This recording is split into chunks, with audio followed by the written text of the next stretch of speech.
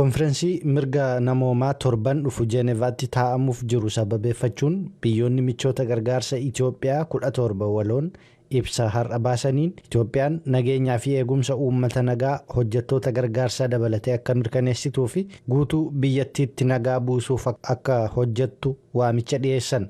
Biyyoonni akka United States, United Kingdom, Gamtaa Awurooppaa, Awustiraaliyaa, Beeljiyeem, Kaanaadaa, Faransaay, Deenmaark, Jarmanii fi Itaaliin waliin ta'uun kan ibsa kana baasan. Akkasumas mootummaan Itoophiyaa gargaarsi namoota gargaarsa barbaadaniif akka dhaqqabuuf itti gaafatamummaa fudhachuu qabas jedhaniiru. Biyyoonni kunneen rakkoo namoomaa Itoophiyaa mudateef sagantaa waadaa sadarkaa olaanaa yaa'ii kibxata dhufu eebila 16 bara 2024 Jenevaatti mootummaan Itoophiyaa, UNOCHA fi United Kingdom waliin ta'uun keessummeessan irratti akka walitti dhufanis beeksisaniiru. Itoophiyaa keessatti miseensotaa fi hooggantoota paartiilee siyaasaa mormituu irratti hidhaa fi hiraarsi raawwatamu haa dhaabbatu jechuudhaan paartiileen siyaasaa 4 gaafatanii jiru.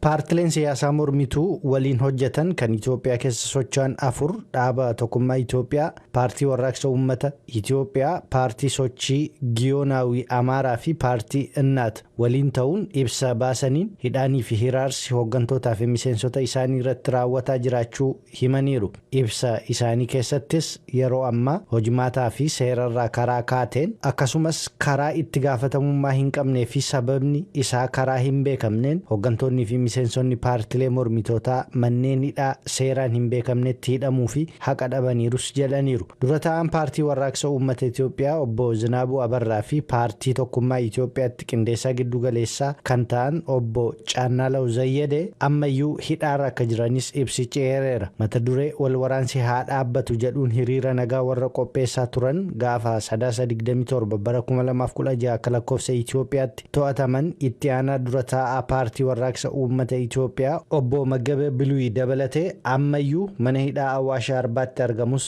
jedhaniiru. Dhimma kana ilaalchisuun deebii gama mootummaan jiru argachuuf bilbila harkaa ministeera kominikeeshinii Itoophiyaa Dr. Laggasee Tulluu irratti bilbilus hin ka'u jechuun Finfinneerraa Kennedy Abaateetu gabaase. Namoonni wal waraansa Sudaan keessatti adeemaa jiru baqatanii gara biyya Chaaditti deemanii miliyoonii 3.4 waan beelaa fi saaxilamanii fi gargaarsi nyaataa atattamaa akka isaan barbaachisu dhaabbanni gargaarsaa biyya Faransaay Action Against Hunger jedhamu beeksisee jira. Dhaabbata mootummoota gamtoomaniitti jaarmiyaan sagantaa midhaan nyaataa addunyaa yookaan WFP'n lammiileen Sudaanii baqa irra jiran miliyoonii 1.2 gargaaruudhaaf gargaarsa doolaara miliyoonii 200 fi miliyoonii 42 gaafachuun isaas beekameera. Akka dhaabbileen gargaarsa namoomaa jedhanitti gargaarsi hawaasa addunyaa irraa amma ammaatti argamuu danda'e yeroo ammaa kan jiru jechuudha. Qabxii 4 fi 5 qofa dhibbeentaa qabxii 4 fi 5 akka ta'e beekameera.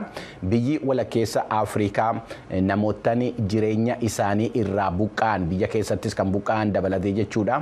Miliyoonii 1 fi qabxii 4 of keessaa qabdu Chaad biyyoottan Afrikaa hiyyummaa keessa jiran keessaa isee tokko.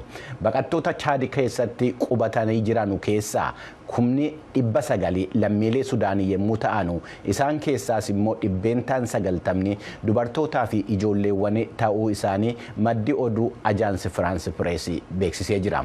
Yommuu gara oduu biraatti darbinu immoo mootummaan roobi kaleessaa galgala mootummaan Maalii bulchaa jiru jechuudha. Paartiin siyaasaa sochiin siyaasaa biyya sana keessatti taasifamu akka dhaabbatu murtoo dabarsee jira yookaan ajaja jira.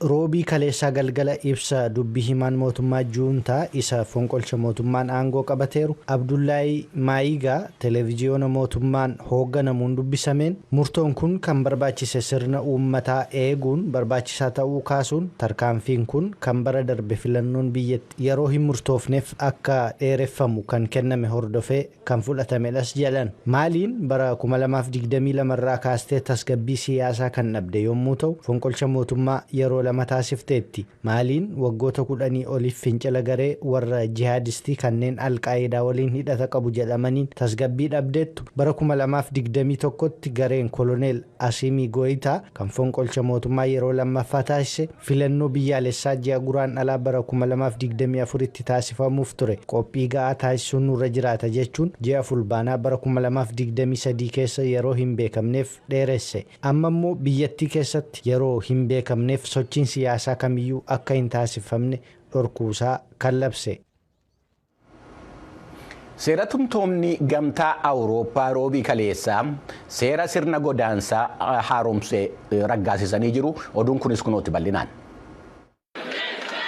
Seerri godaansaa miseensonni seera tumtoota gamtaa Awurooppaa eebila 10 bara 2024 raggaasisan kan filannoo gamtichaa isa ji'a waxabajjii keessa taasifamuuf jiru deeggaru jedhamee eegamuu fi isa gareen siyaasaa warra mirga leellisanii dursanii waadaa galan irratti kan kaayeffatedhas jedhameera. Seerri haaraan kun yeroo hojimaata nageenyaa fi kooluu galtummaa naannoo daangaa gamtaa Awurooppaan alaa irratti raawwatamu hir'isuu akkasumas godaantota seeraan alaa biyyoota baha gidduu galeessaa fi Afrikaa irraa dhufan dhaabsisuu kan kaayeffate ajandaa olaantummaa gamtichaa qabas jedhameera. Turtii waggoota 8tiif biyyoota miseensota gamtichaa 27 gidduutti wal falmisiisaa kan ture booda yaadonni araaraa biyyoota dirqama fudhatanii dhufan kan akka Xaaliyaanii fi biyyoota duureeyyii akka Jarman gidduutti wixinee furmaataa ta'a jedhamus gareen mirgootaaf falman immoo faallaa mirga godaantotaati jechuun qeequ. Sagalee kennuun kun kan dhagahame yeroo wiirtuun siyaasaa bal'aan gamtaa Awurooppaa